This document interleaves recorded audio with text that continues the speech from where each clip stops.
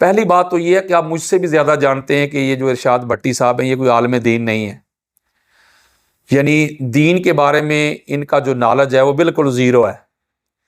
یہ ایک سیاسی اینکر تھے یا تجزیہ نگار تھے، جو بھی تھے، ٹھیک ہے نا۔ اب انہوں نے یہ کیا کہ انہوں نے جا کے انٹرویو کرنا شروع کر دیے مختلف لوگوں کے، مختلف علماء کے، مختلف مکاتب فکر کے، ٹھیک ہے نا۔ مولانا طارق جمیل صاحب کے پاس بھی یہ گئے، اس کے علاوہ مفتی طارق مسعود کے پاس بھی یہ گئے،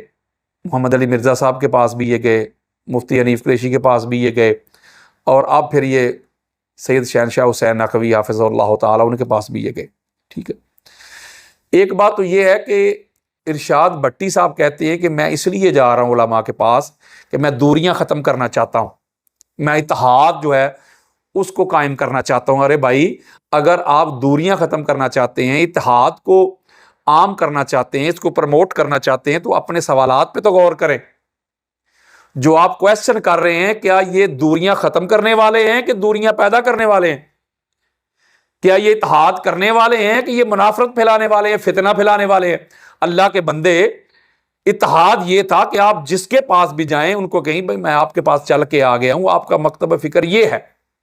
آپ اہل حدیث ہیں، آپ بریلوی ہیں، آپ رضوی ہیں، آپ اہل تشیع سے ہیں، یا آپ دیوبند سے ہیں،